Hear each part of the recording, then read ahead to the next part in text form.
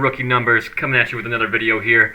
We are, I think, 5 short days away from the regular season kicking off. Week 1 is right around the corner, so I wanted to make this video about the top 5 games to watch in Week 1. So we're going to dig right into it here. Number 5 on my list, it's going to be the Tennessee Titans at the Chicago Bears.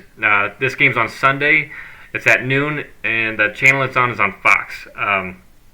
So, breaking this game down a little bit, no disrespect to Will Levis, one of my favorite quarterbacks in the entire league. This exciting young quarterback. But this game's all about Caleb Williams, right? Number 1 overall pick. There's been hype around him for years at UFC. We're finally going to see what he's made of. We saw glimpses of him in the preseason. We all know those defensive schemes in the preseason don't really carry the same weight as a regular season defense would. So we're really going to see what he's all about next Sunday. He'll be throwing to one of the most exciting wide receiver trios in the entire league, DJ Moore, Keenan Allen, and their other first-round pick, Rome Odunze, out of Washington. But Levis could put on a show, too. I think watching these two guys go back and forth is going to be really exciting to watch. Levis got some help this offseason, too.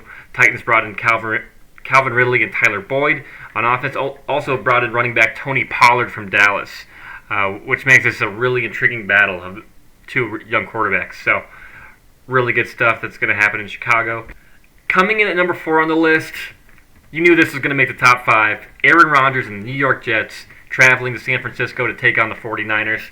Now, it would be easy to say that the story of this game is to see how San Francisco responds in their first game, removed from their crushing 25-22 defeat to the Kansas City Chiefs in the Super Bowl, but that would be almost too easy. See, we got Aaron Rodgers finally fully healthy after that devastating Achilles injury last season.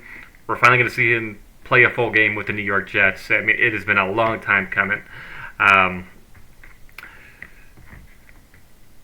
It's also been announced that their newest addition, Mike Williams, will be a full go for Week 1. So Garrett Wilson, Mike Williams, Breece Hall, Aaron Rodgers' whole offense is finally healthy. We're going to finally see what they can do against an elite team like the San Francisco 49ers.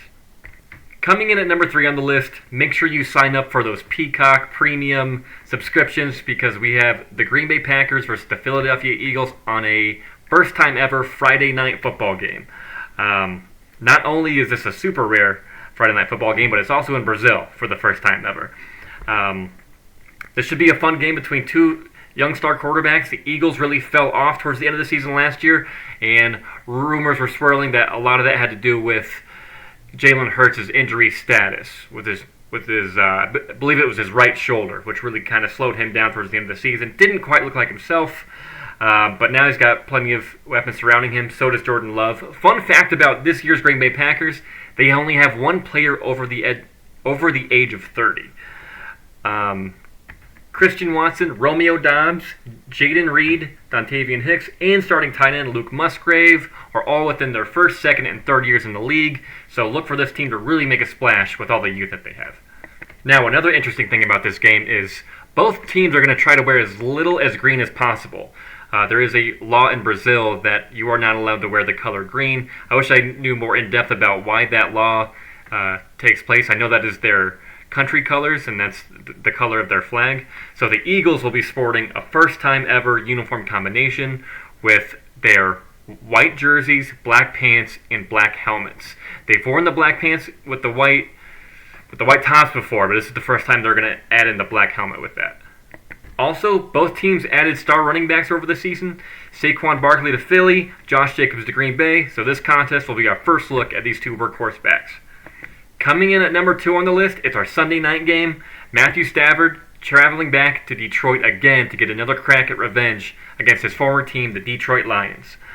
Stafford and Goff will face off against their former teams in primetime. Last time these two had revenge games, it did not disappoint. It was one of the best playoff games of the season last year. The Lions narrowly escaped with a 1-point win over the Rams. It was in the wild card round. The Lions made it all the way to the NFC Championship game against the San Francisco 49ers last year, where they only lost by a field goal. Over the season, the Rams quarterback, Jared Goff, became one of the highest NFL's highest paid quarterbacks, and now he's determined to prove he's worth every penny. And what better place to start than going up against your former team again?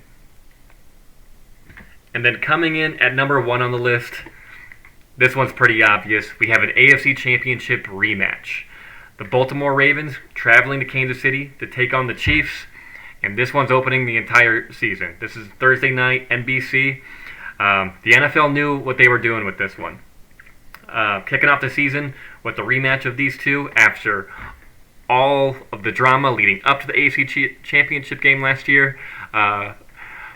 Something that really sticks out to me is when Justin Tucker was on the Chiefs part of the field, attempting to practice his field goals. Patrick Mahomes asking him to move. Tucker, playing mind games a little bit, refusing to leave. Travis Kelce ends up coming over and chucking his footballs and his kicking tee. And you got to just see Tucker in the background with that kind of like that disappointed dad look, like, oh, why is this guy doing this? But then Ravens players going over the Chiefs sidelines, Chiefs players going over the Ravens sideline. I think the big thing analytically for me, the Ravens in this game, they can't make the same mistake that they'd made in the AFC Championship game last year, where they forgot who they were.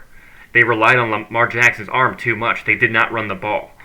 I think this is going to be key to winning this game for them. There's a ridiculous amount of star power in this game from the potential greatest of all time, Patrick Mahomes. He's beginning his quest for the first ever three-peat in the Super Bowl era. Lamar Jackson, he's the reigning NFL MVP. He's looking to stay on top of his throne. And not to mention star tight ends like Travis Kelce and Mark Andrews. Fancy offensive additions on both teams as well. Baltimore brought in Derrick Henry. Chiefs drafted Xavier Worthy in the first round. And speaking of star power, it's possible that Taylor Swift could be in attendance to support her boyfriend Travis Kelce. So really excited about that one. That was the obvious clear number 1. September 5th cannot come soon enough. Before I let you guys go, I just want to update you guys on what's going on around the league. Brandon Aiyuk, San Francisco 49ers wide receiver, has officially re-signed with them on a 4-year, $120 million extension.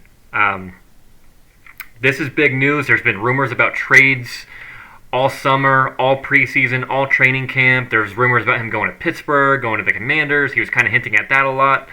And this is not a win-win for them because I don't see how they would be able to keep Deebo Samuel on the team. I mean, they have all their top playmakers under contract for at least 2 more years. And that includes Aiyuk, McCaffrey, Deebo, and George Kittle. But the next big extension to keep an eye on will have to be for quarterback Brock Purdy. He's entering his 3rd season after next year. Those rookie contracts are 4 years long. He's going to be looking for a big contract, and I would imagine there's going to be a lot of changes made on that offense when that time comes. And if Aiyuk's good for 4 years, Deebo Samuel, George Kittle might be on their way out the door. So we'll really keep an eye on that as things progress over the next couple of years. And then the last bit of news here, as we all know, wide receiver for the Kansas City Chiefs, Rashee Rice, he's entering his 2nd season. This past spring, he was supposed to be facing a multi-game suspension for his role in a high-speed hit-and-run chase that occurred, I believe it was March or April. League executives have hinted Thursday that Rice will avoid immediate punishment related to the incident. So it sounds like he's going to be good to go for a while. I would imagine once the investigation's complete and the NFL and the Chiefs decide on how serious Rashee Rice's role in that high-speed chase / hit and run was, that he could be serving a pretty big suspension. But regular season's only less than a week away, so it sounds like he will be suiting up for the game against the Ravens. That pretty much wraps up the video for today, guys. I'll be having more backup quarterback rankings coming your way. If you're new to the channel, I'm just getting started. If there's any feedback, feel free to drop it in the comments. If you enjoy this sort of content, NFL news, NFL trades, NFL rankings, power rankings, all that sort of thing, I love it all. Hit the subscribe button for me, like the video, share with your friends. Really excited about the football coming up. Thanks, guys. Have a good one.